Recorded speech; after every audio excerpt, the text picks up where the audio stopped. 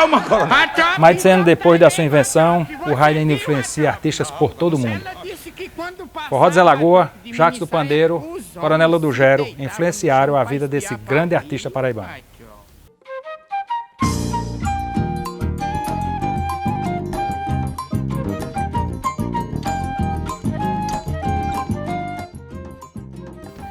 Este cabra de talento, arquiteto por profissão, que ama nossa cultura, poeta por vocação, um matuto consagrado por sua convicção, um intérprete campinense, um grande compositor, escreve casos tão belos por ser hábil escritor. G.C. Quirino traz obras de grande valor. Arquiteto já formado em Itabaiana foi morar no ano 83 neste bonito lugar, onde ele batizou de Broadway, por tudo lá encontrar.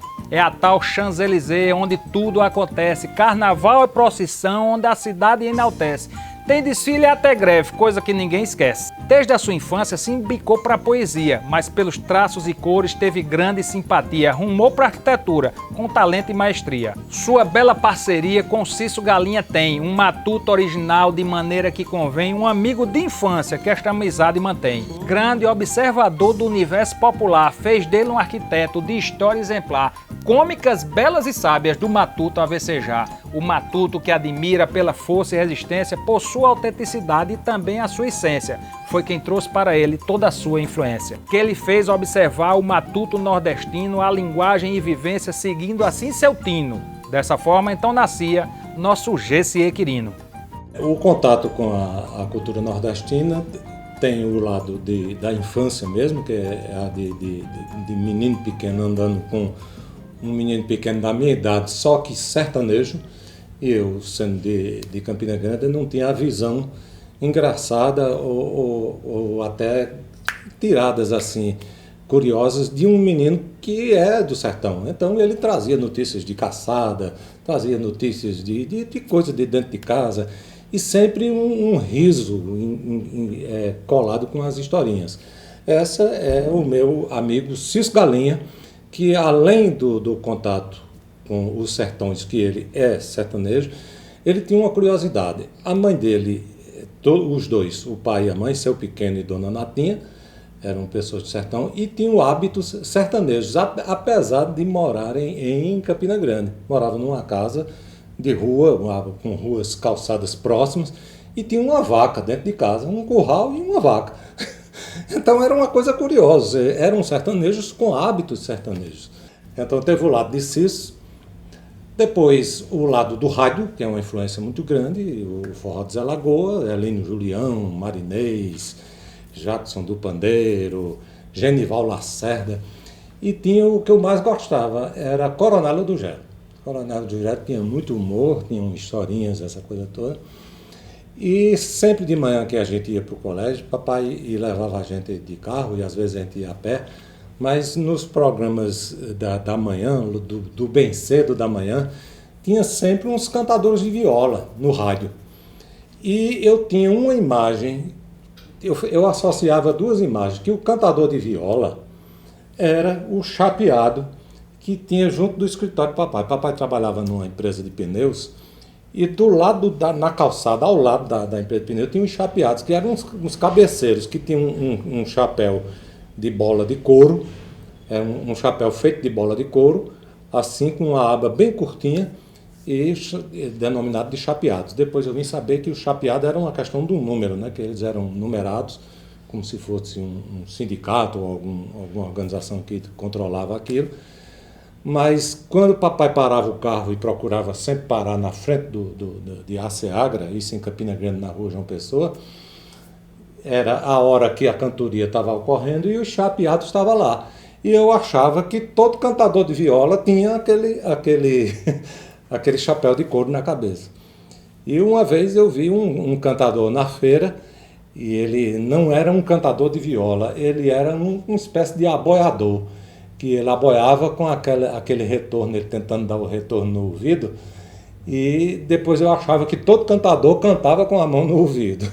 E um pouco mais na frente, foi quando eu vi o cantador de viola mesmo, arpejando a viola, mas isso tudo a nível de meio de feira, do rádio para a calçada da empresa onde o papai trabalhava.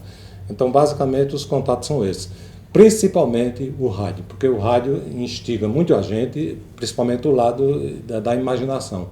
Eu estou aqui com o Cício Galinha e a gente vai conversar aqui um pouco Não é que Cício sobre Galinha GCE tá Quirino. dando entrevista para uma rádio falando de Cício, GCE? me diga, Essa eu quero você ouvir. acreditava que GCE, com tanta timidez, chegasse a se tornar um artista do porte que ele é hoje? Quando eu falava sobre o interior do Nordeste, eu notava que ele ficava empolgado. Então ele também, com o pai dele, aprendeu a escrever versos. Isso é, no meu conhecimento, ele estava em perfeita sincronia, né? Portanto, quando ele foi conhecer os grandes poetas e compositores, ele já tinha feito a lição caseira. Cício, para a gente terminar, nas apresentações, GCE sempre faz referência a você, a essa parceria entre vocês, né? Fala um pouco sobre isso. Bem, eu creio que desde quando nos conhecemos, a conversa Isso é amizade entre eu e feita ele pau ferro. Não se acaba girava nunca. em torno de música, com toque de violão, e eu falava a GCE que tinha visto no sertão tocando 2 violeiros, e eu assistia à cantoria. E à noite quase sempre tinha um forró.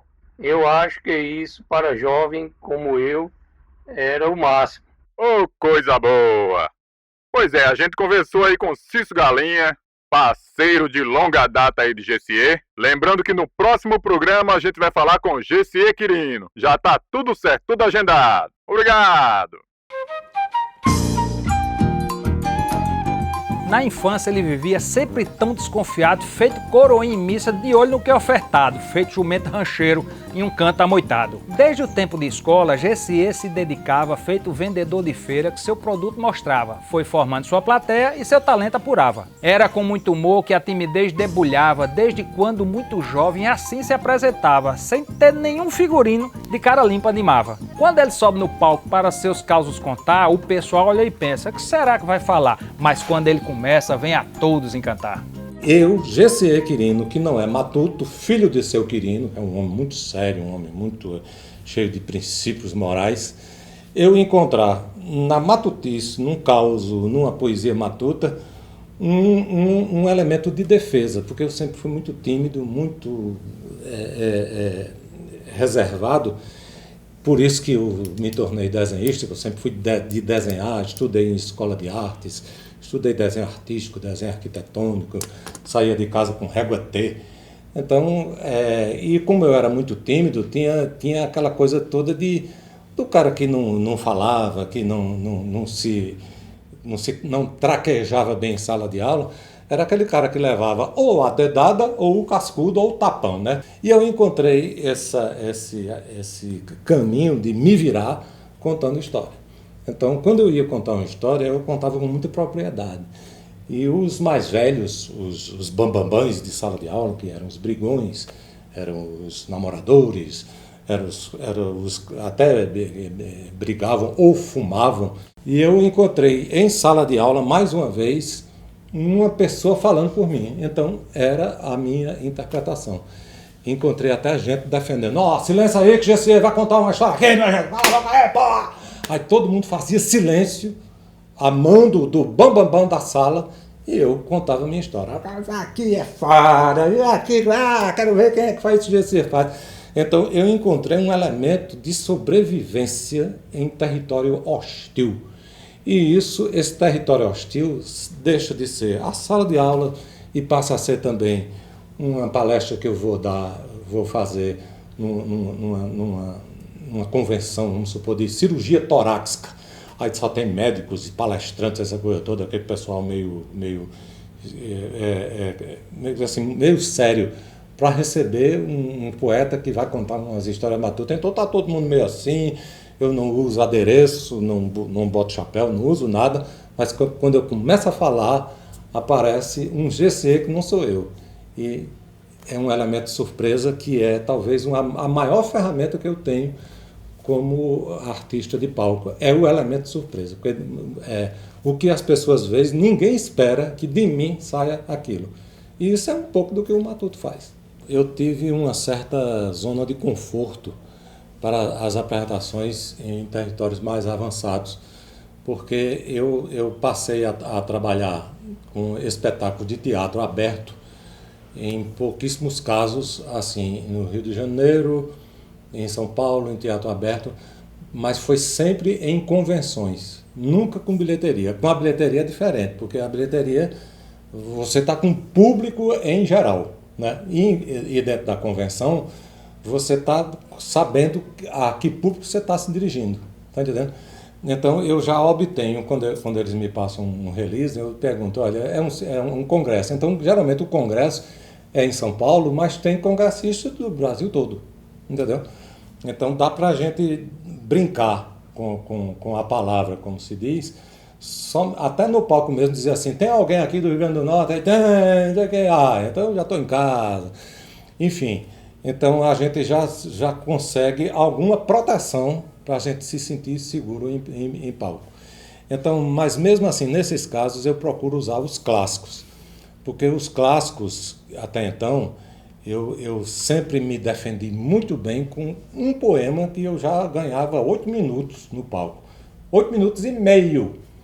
Com algum adereço que eu tenho que fazer a introdução, eu ganho praticamente 10 minutos no palco. É o poema Vamos Embora para o Passado. E esse poema, ele é universal. Eu posso dizer o Vamos Embora para o Passado até em Lisboa, que as pessoas vão entender. Eu acho que não por conta de alguns produtos que tenham aqui e não tenham lá, produtos de propaganda, né? Mas o Vamos Embora para o Passado, ele passou a ser universal e passou a ser carro-chefe.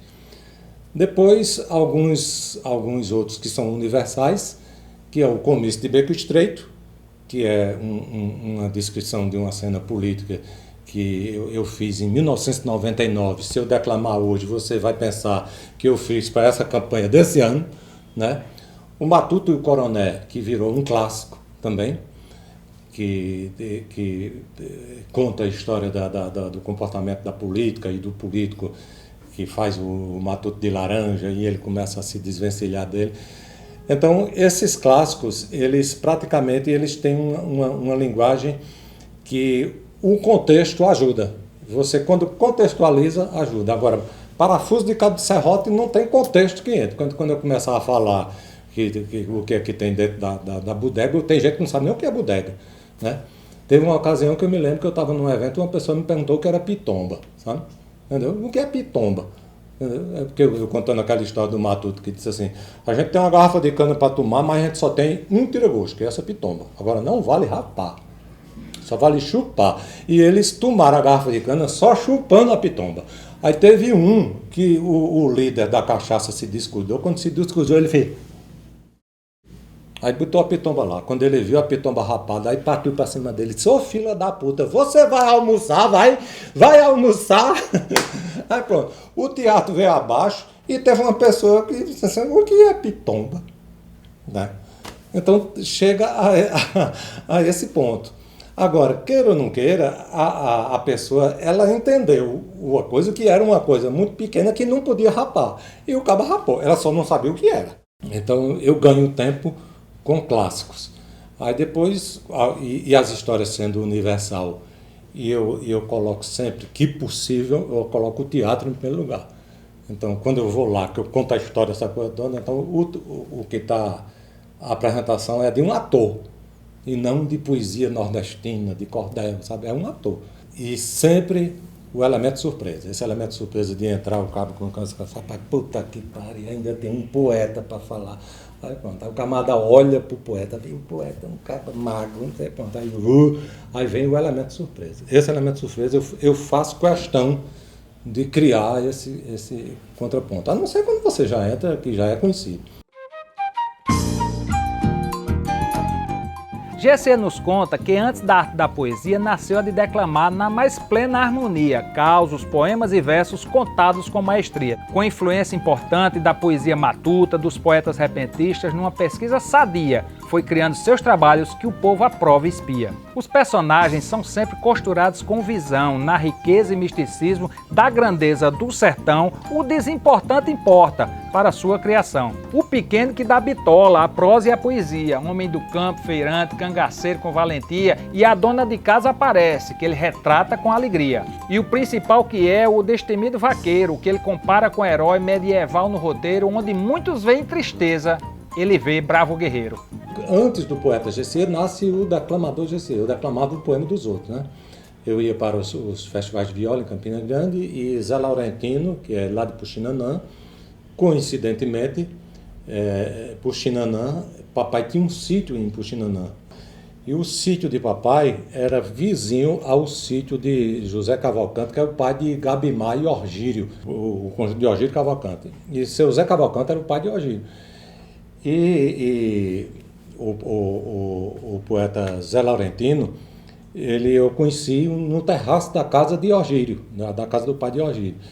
E era uma pessoa que eu tenho uma admiração muito grande, que ele recitava um matuto no futebol. Então, eu até hoje eu declamo, eu comecei a declamar com 16 anos, né? Hoje o pessoal do mato já está se civilizando, já tem rapaz estudando para as bandas das capitais, já tem moça que namora com um embigo de fora e etc e coisa e tal. Mas tem uma coisa, compadre, me dando e não acompanhe, é a civilização. Até que a morte me mate, nunca fui numa boate, nunca vi televisão. Esse tal de cinema, eu não sei nem como é, homem. Se é homem, se é mulher, se vem da lua, do sol, um triato, eu nunca vi. E também nunca assisti um jogo de futebol. É isso mesmo, patrão. Eu nasci, foi para ser matuto, viver que nem bicho bruto dando de comer a gado. Eu só acho que eu sou gente, porque um velho, meu parente, diz que eu sou batizado. Mas pro ato dos pecados, um filho com um padre Chico, um fazendeiro mais rico lá daqueles arredor, com preguiça de estudar, inventou de inventar um jogo de futebol. E no pátio da fazenda mandou botar 2 barras. E eu fui assistir a farra do lote de vagabundo. Mas quando eu vi, eu afrouxei. E acredite que eu achei a coisa melhor do mundo. Eu, caboclo lazarino, 2 metros de altura, os braços dessa grossura. Medo, pra mim, é sulipa. De jogar tive o parpite. Logo aceitei o convite para modo jogar de equipa. Me deram um pá de joelheira, também um pá de chuteiro e uma camisa de gola. Aí eu gritei, diabo, eu já peguei touro bravo, já segurei pelo rabo, porque eu não pego uma bola. Aí o jogo começou, o juiz bom e honesto, para começar era Ernesto, o nome do apitador, que metido a justiceiro para modo o jogo parar. Bastava a gente chutar a cara do companheiro. Eu sei que bola vai, bola vem, para dizer Paraíba. Inventou de dar uns driba no filho de Chica Brejeira. Homem, esse deu-lhe uma rasteira que o pobre do matuto passou em 5 minutos enrolado na poeira. Agora veja bem, o juiz mandou chutar uma bola contra eu, porque meu fullback deu um coice no honorato. Aí o juiz errou, porque se o fullback chutou, ele que pagasse o pato. Mas afinal, meu patrão, eu não gosto de confusão. Mandei o cabo chutar. Fiquei esperando o choque, olha, tanta força a bola vinha, que vinha pequenininha, que nem bala de badoque. Quando fui pegar a bola, me atrapalhei, meu patrão. Passou por entre meus braços, bateu numa região que foi batendo e eu caindo. Fiquei prostrado no chão. Os povos bateram em riba, me deram um chá de jalapa, uns 3 copos de garapa, mais um chá de quixabeira. Quando eu tive uma melhora, joguei a chuteira fora e saí batendo a poeira. E desse dia pra cá, não jogo mais de goleiro, nem modo de ganhar dinheiro, nem com chuva, nem com sol, nem aqui, nem no deserto. Nunca mais passei por perto de um campo de futebol. Esse é Zé Laurentino, chama-se Matuto no Futebol. Isso tem um livrinho dessa grossura, eu decorei, eu devia ter meus 16, 17 anos, nunca mais esqueci. Agora, o personagem mesmo que eu vi, que influenciou minha poesia, foi o vaqueiro, que eu nunca tinha visto um vaqueiro mesmo. Eu via trabalhador, porque é muito diferente o trabalhador de curral para um vaqueiro, né? Trabalhador é aquele eu ia para a exposição de animais, aí tinha aqueles bois e aqueles trabalhadores vestidos de vaqueiro, com chapéu de vaqueiro, com tudo, botando farelo lá pro gado, essa coisa toda, eu olhava, isso é o vaqueiro. Pronto, eu admirava o vaqueiro, mas ele era um trabalhador. E uma vez eu vi um vaqueiro chegando de uma pega de boi. De pega de boi não era pega de boi de vaquejada, não, era pega de boi mesmo, do boi que largou-se de terra fora. E o camarada veio, ele era outros 2 vaqueiros, aí era um galego taquariço, desses bichos do peito vermelho assim, pescoço vermelho, e ele desceu do cavalo e pegou um punhado de terra, jogou para cima assim, disse, o bicho, pegamos o bicho, não sei o que, não sei o que. Quando eu olhei para esse vaqueiro, eu disse, aí veio a idolatria. Veio uma idolatria, que eu idolatrei esse vaqueiro igualmente ao que eu idolatrava no cinema, que eu assistia muito filme de espada. Antigamente tinha muito bang-bang e filme de medievais. Então tinha Ricardo Coração de Leão, Ivan Noé, né? Então eram aqueles guerreiros de espada que lutavam essa coisa toda. E aquilo era um herói da porra. Então, quando eu vejo um vaqueiro encorado e numa lida normal de trabalho, corriqueiro, ele chegou, desceu e sentou-se lá, pega aquela água, toma a água, se derrama aqui por cima dele e diz, isso aí é um herói. Então, esse personagem eu construí e eu tenho certeza que ele é um herói. Entendeu? Então, é uma coisa que eu nunca tinha visto e vi em Catolé do Rocha. Então, esse personagem, o vaqueiro, para mim, ele foi criado exatamente dessa forma, porque eu vi o vaqueiro chegando. Diferentemente dos outros personagens, que são o Matuto Apaixonado, que eu nunca a gente vê em coisa de quadrilha, o camarada todo caracterizado querendo casar com a Matutinha, isso aí eu nunca presenciei. E já presenciei enterro e a lavadeira de roupa. Isso aí, o enterro no sertão é diferente, a lavadeira de roupa no sertão é diferente. Tem a lavadeira de prato, que está dentro de um córregozinho correndo, lavando prato, aquelas cantigas. Já vi quebrador de pedra, o cara quebrando pedra e cantando, também tem um ritmo, tem a própria sonoridade dá o ritmo do trabalho. E rapadura dentro de engenho. Então esses personagens, o cara fazendo a rapadura, o outro na enxada, mas o vaqueiro para mim é o máximo, sabe? O herói de todos os heróis. E as conversas de assombração. As de assombração é o que mais me impressionava. E eu conheci a assombração no sertão antes e depois da luz elétrica. A luz elétrica lascou tudo. Oh, meu Deus, para que luz elétrica, meu Deus? Entendeu? Tirou a mula sem cabeça, né? Tirou o comadre Fulozinha, porque não tinha luz elétrica. Então, era a lamparina, né? Todo mundo ia para o alpendre, ouvir histórias. E os vaqueiros vinham, sentavam ali no batente e ficavam contando as histórias, e o dono da casa falando, a gente ouvindo, né? E era só ouvir. Porém, não só de bravura vive o povo sertanejo, a esperteza, inteligência, sua grandeza e gracejo, lida com as situações com firmeza e molejo. Sobrevivendo a elas, desvela outro personagem, um matuto nordestino com sua força e bagagem, que também ganhou destaque por sua fé e coragem. Aí volta a questão de Cício Galinha, que Cício é muito engraçado. Ele é muito engraçado. Ele ri das próprias miudezas. Cício nunca deixou de contar uma piada com ele mesmo, de uma topada que deu. Inclusive, teve uma vez que Cício arranjou uma namorada, e um namorico assim todo. Aí ele veio me contar que tinha arranjado essa namorada. Ele fez, eu chamo Cie. Cie, eu arranjei uma namorada. Ela não é muito bonita, não. Mas você sabe, mulher não pode ser bonita, não. Porque mulher bonita é feito morar em fronteira. Você precisa estar sempre alerta. Aí fazia porque a namorada dele não era bonita. Então ele ria das próprias miudezas. E assim é o Matuto. O Matuto ri das suas próprias miudezas. Então o Matuto tem astúcia, né? A astúcia é a inteligência do Matuto, né? E é a sobrevivência do Matuto, como diz o próprio professor Ariano Suassuna. Em imaginação derramada no cenário nordestino, Gessier criou estilo original e genuíno, com seu jeito próprio, alegra velho e menino. Até as velhas palavras que no tempo são perdidas, por ele são recobradas, calculadas, bem medidas, por todos que lhe assistem, são logo compreendidas. Recheado de memória que parece não ter fim, com teatralidade conta tintim por tintim os seus poemas e prosas tão criativos, enfim. O contar de Gessier logo é bem lapidado pelas cenas e objetos do interior mostrado em cada acontecimento por ele bem detalhado. Até mesmo os palavrões que possam aparecer, eles são logo abrandados por sua forma de dizer, pelo jogo de palavras, sem ninguém perceber. Hoje eu escrevo texto, eu me aprofundo, procuro falar em voz alta para não sentir palavras desconfortáveis entre vogais, se chocar uma com a outra.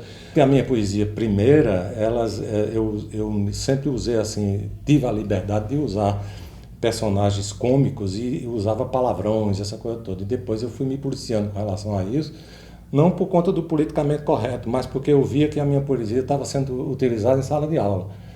Aí eu já vi professoras fazer com as meninas um bocado de menininha dizendo paisagem, isso é cagado e cuspido de paisagem interior, sabe? Mas quando chegava no verso, uma jumenta viçando, um jumento correndo atrás, as meninas não diziam isso, sabe? E o pior é que a emenda é pior do que o soneto. Aí eu tinha às vezes uma coisa que eu não ia dizer, aí eu não conseguia dizer.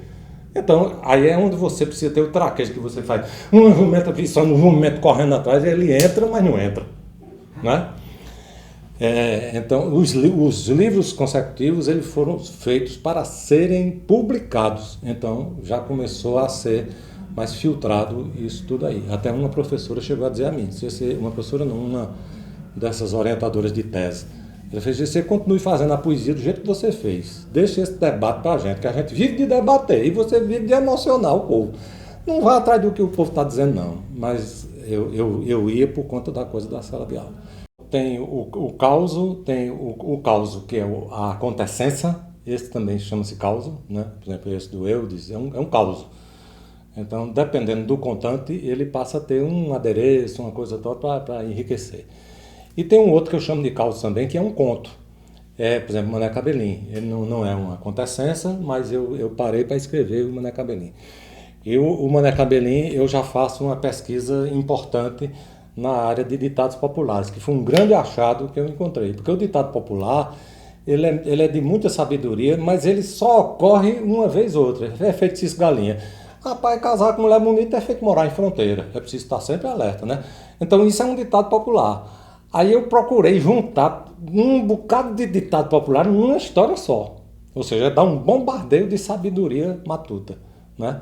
E essas sabedorias, eu não encontrava um eixo. Onde é que eu ia colocar tanto ditado popular? Aí encontrei na raiva. As pessoas, principalmente raiva de mulher. O homem quando tem raiva, ele diz muito palavrão. Mas a mulher quando tem raiva, ela fica apelidando, sabe, louro. Aquilo é um cocô de louro grampudo, sabe, que costela não sei o que, com armão de maracujá murchado, sabe. Aí diz uns insultos, a mulher é sertaneja, que eu digo, diz uns insultos de comparações. E essas comparações eram o que eu queria, né. Aí, outro dia, eu vi é tanto que a história do Mané Cabelinho, todo mundo faz, rapaz, Mané Cabelinho é muito bom, Mané Cabelinho. Mas quem é que está dando o desaforo a Mané Cabelinho? Ninguém sabe. Não sou eu, não é Gessier Quirino. Tá entendendo? Não tem nome a pessoa que diz o desaforo para Mané Cabelinho. Só existe mesmo Mané Cabelinho e a rapariga Mané Cabelinho, que também não tem nome. Todo mundo sabe que ela é uma baiana do cabelo fino, tá entendendo? Que tem cabelo na venta, e mulher que tem cabelo na venta, sabe? É pior do que o diabo. Então tem essas coisas. Aí eu encontrei uma véia dando uma esculhambação num filho dela que é raparigueiro, sabe? Aí ela dizendo, rapaz, aquele infeliz que já tá tomando água de cabelo, sabe? Tá comendo cachorro em soça, achou pouco, juntou-se com aquela quenga, aí pronto, aí começa de jeito, sabe? Aí pronto, aí eu peguei isso, botei no matuto, pode ser um matuto, pode ser uma matuta, Aí eu já começo dizendo, mas compadre velho, olha, no mundo tem gente pra tudo e ainda sobra um pra tocar gaita. Um padre Mané Cabelinho, um cara que não vale o que o prequito rói. Aí começa a plantar. Então, a partir daí, tome-lhe cacete de Mané Cabelinho. Então, é um poema que não encontra nem brecha no politicamente correto, porque as mulheres adoram. Tá entendendo? O politicamente correto é uma coisa mais zelosa, assim, dos princípios morais, né? Você não pode falar em aleijão, você diz tudo, porque o cabo é um desrespeitador do lar. Gasta dinheiro com rapariga, mau caráter, tudo de ruim é o Mané Cabelinho. E por cima de tudo ainda é sem vergonha. E teve uma vez que eu estava fazendo um show em Natal e tinha um kikiki aqui, quando eu contava a história do Mané Cabelinho, aí kikiki, o teatro ria, e tinha um kikiki que demorava mais pro lado de cá, terminava. Era um Mané Cabelinho lá, era um raparigueiro lá.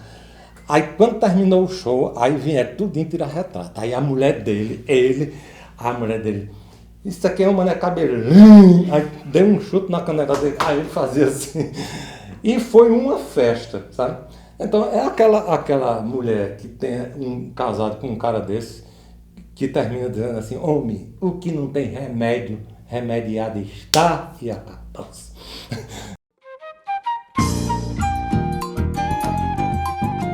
A poesia matuta que Jessie Quirino faz tem ao longo do seu tempo mostrado que é capaz de conquistar vários públicos, da criança ao rapaz. Sobre a obra do poeta, chega assim este aval, vindo de várias maneiras, até mesmo material, com presentes e lembranças de maneira fraternal. Como fãs que até chegam na hora de se oferecer, caso queira se vingar, eles irem lá fazer, tomando a sua dor, passando a lhe proteger. Também chega o elogio com um jeito desconcertado, de forma tão genuína, de modo inusitado, como alguém que chega e diz: poeta, és um arrombado.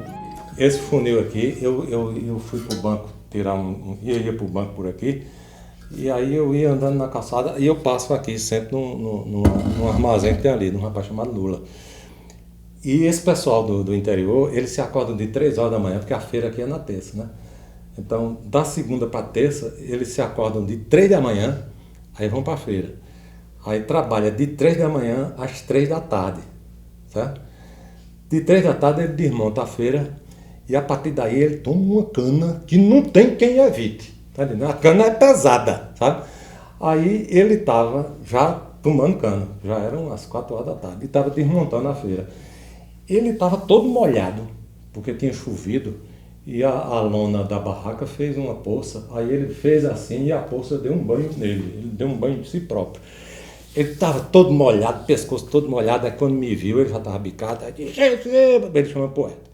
Poeta, você é um homem, você é um homem. Eles têm esse negócio, quando ele diz um homem, ele é um homem de vergonha, né? Aí eu falei, você é um homem. Aí eu disse, muito obrigado, e me abraçou, me molhou todinho, ele estava molhado. Aí me molhou todinho, ele fez, e eu tenho um presente para lhe dar, não lhe dei ainda porque não pintei.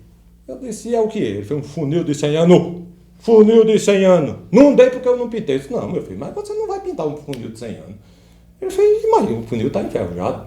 Eu disse, não, mas a beleza do funil está no ferrugem agora. Eu disse, então eu vou buscar. Aí pegou o funil, tá aqui o funil. Isso aqui é de cobre, tá aqui todo ruído. Esse foi de engenho. Aí ele disse, o funil é seu. Aí eu peguei o funil, eu disse, rapaz, funil arretado, onde tu arrumasse isso? Não, eu peguei no engenho aqui. Ela disse, tá bom. Aí eu disse, eu ia pra lá, eu vou voltar pra bodega agora. Aí peguei o funil, peguei na orelha dele aqui e vim-me embora, voltando. Quando eu ia voltando, passei na frente do armarinho que tem aqui, com um locutor de oferta na volta às aulas. No armarinho daqui, volta às aulas, você compra o caderno do seu filho, a sua mochila, a sua lancheira, volta às aulas da Maria Ventura. Aí quando ele me viu com o funil, ele fez, Jessie Quirino, pra onde você vai com esse funil? Isso é um locutor de oferta que não é da conta dele, tá? Agora um funil desse tamanho, ninguém passa batendo. Aí ele no microfone, Jessie Quirino, pra onde você vai com esse funil? Aí. Esse é o velho galego da difusora.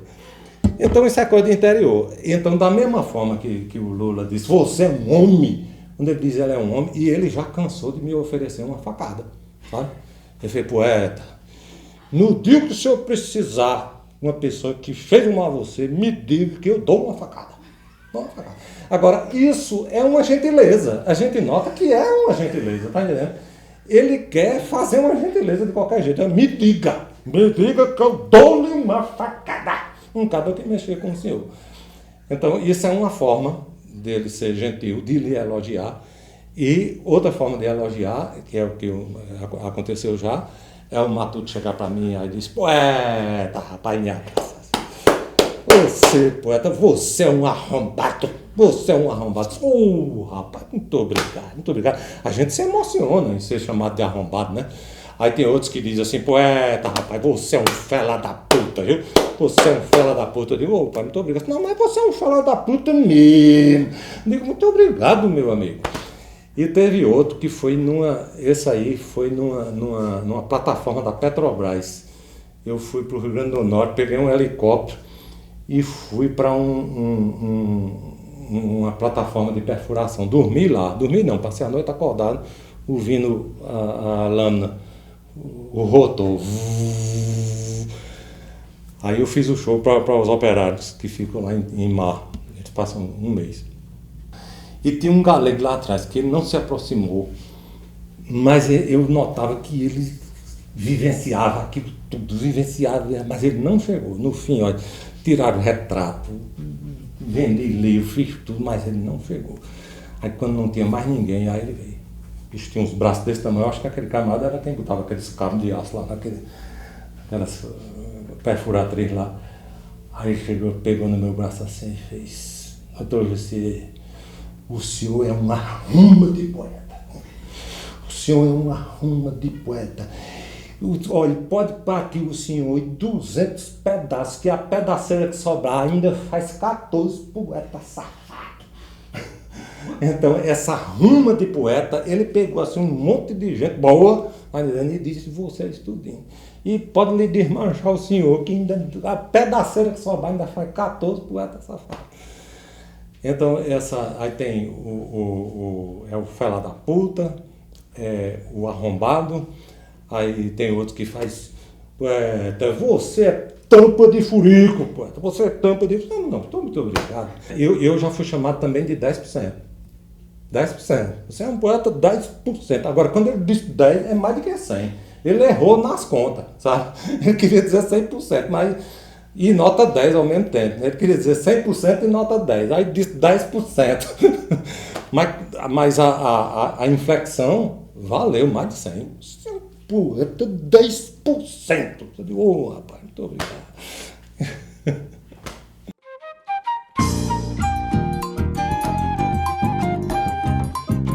Para ele não foi fácil a chegada desse dia. A distância do público durante a pandemia é como um sorriso triste, por falta de alegria. Mas também este momento de dor e dificuldade serviu para GCE, nesta tal realidade, fazer novas descobertas por sua necessidade. Na pandemia, do ponto de vista doméstico que eu falei, eu me senti muito confortável, porque eu sou um animal doméstico. Agora, do ponto de vista profissional, a única coisa que a gente procurou fazer, já que não tinha show, que não tinha nada, começou a surgir muita proposta de fazer palestras online.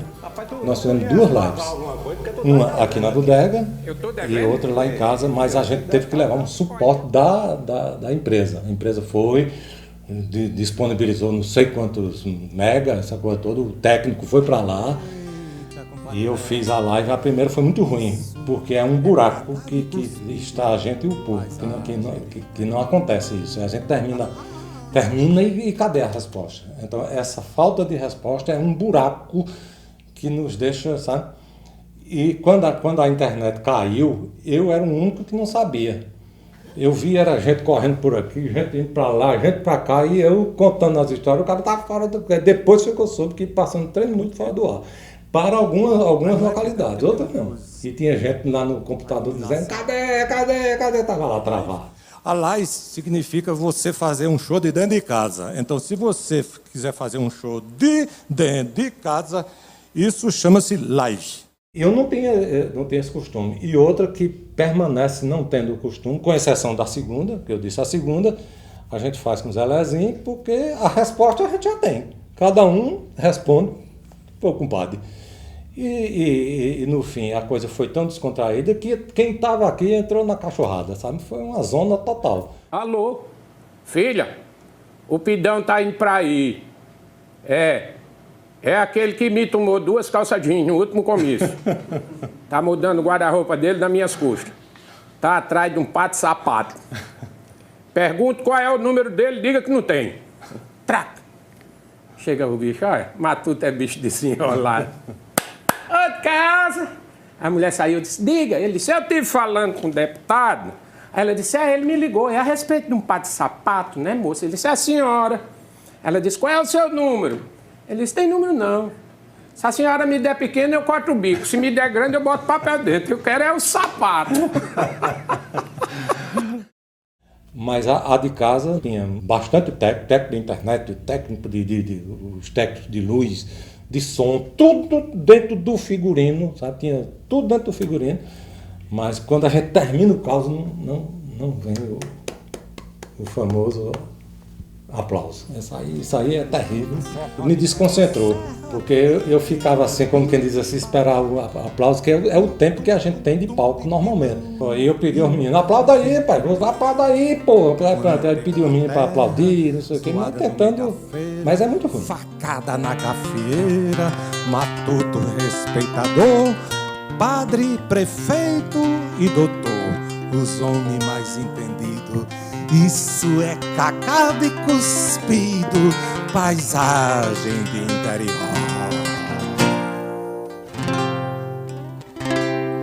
Bata palma.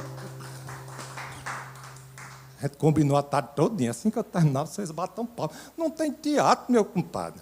Negócio esquisito, é um oco.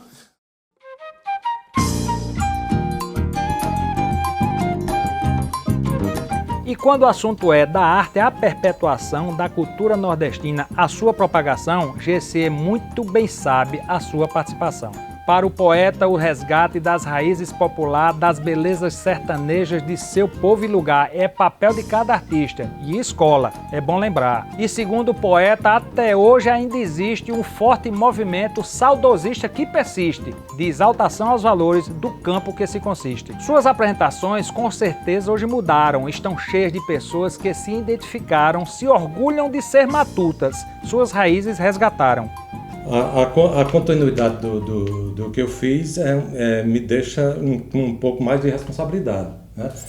Porque o que eu passei a observar foram crianças já declamando, essa coisa toda, e essa responsabilidade foi a que eu passei a ter logo no começo, quando eu comecei a publicar o segundo livro em diante, com a história de ter um pouco mais cuidado nos textos, e deixar alguma coisa que precise de algum jeito na fala para o palco, e não escrito, necessariamente escrito. E eu vejo com responsabilidade e ânimo, porque foi uma massagem no ego das pessoas interioranas, pessoas que perderam que se distanciaram das suas raízes, e alguns exemplos já surgiram assim na minha frente, de pessoas demonstrarem orgulhos de serem matutos, ele dizer que é matuto, sabe? Geralmente depois de um recital. Uma foi num shopping, na livraria Cultura, em Recife, que é uma livraria que fica no Paço Alfândega, que era o shopping Paço Alfândega, uma coisa muito suntuosa, a livraria Cultura, era porque fechou. E quando foi na hora dos autógrafos, 3 jovens, bem novinhas, assim, uma de 14, de 15 a 17 anos, 3 assim, bem novinhas, as 3 vieram comprar, cada uma com seu livro, e cada uma pedindo o seu autógrafo, né? Aí uma disse, eu sou Matuta de Belo Jardim. Aí eu disse, como é o nome? É Fulaninha. Aí eu, Fulaninha, Matuta de Belo Jardim, abaixo desse. Ela disse, eu sou Matuta de São Caetano. Fulaninha, Matuta de São Caetano, um beijo. Aí pronto, e a outra era de Recife. Aí as outras 2 fez, essa aqui não é Matuta não, essa aqui é de Recife. Aí ela fez, eu não sou Matuta, mas parinho é Matuto. Então isso para mim não tem pagamento, sabe? Isso para mim foi um elogio do grande, porque eles estão, depois de um show, eles estão reivindicando uma matutice. Agora, geralmente após o espetáculo. E o que ocorre fora do espetáculo, isso aí emociona muito mais, porque essas são as coisas do que chegam para mim contando, sabe? Por exemplo, assim, uma delas foi uma moça, uma enfermeira, que morreu em Carpina, e ela tinha um câncer, e o livro de cabeceira dela não era o livro, eram os livros de cabeceira dela, eram os meus. E ela fez uma carta, essa carta chegou para mim através de um tio dele, que ela pediu que o Bolero de Isabel fosse tocado no enterro, né? Então a gente vê que é uma dimensão que a gente não espera, a gente não tem a menor expectativa que isso vai acontecer, mas aí a gente toma conhecimento, né?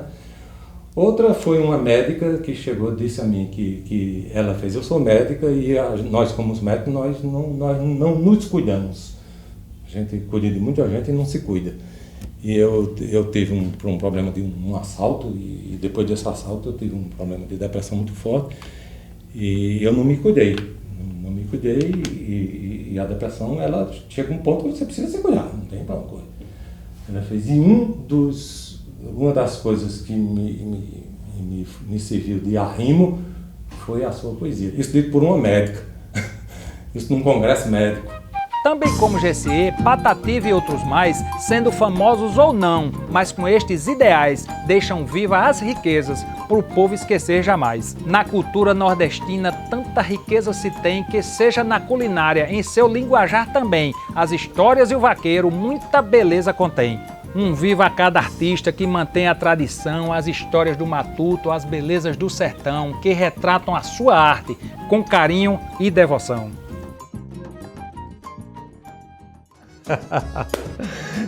Eita, compadre velho, é o sertão, é São Bento do Bufete, é a bradeza, é o jornalismo, é o sargento melhorar apartando briga, é isso aí, são coisas de interior, alegria e espalha o boato.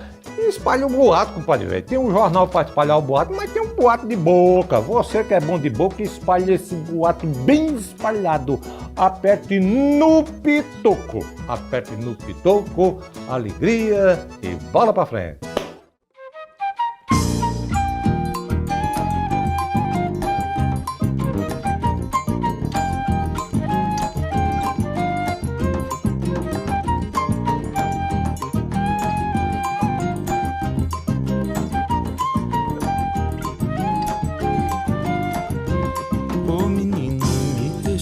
Ligeiro sem engoiar, seu de fósforo aceso a tua pólvora encostar. Se um olhar fácil de ler, o meu olhar for de botar, será que tu se arrepina, me incrimina, recrimina e larga o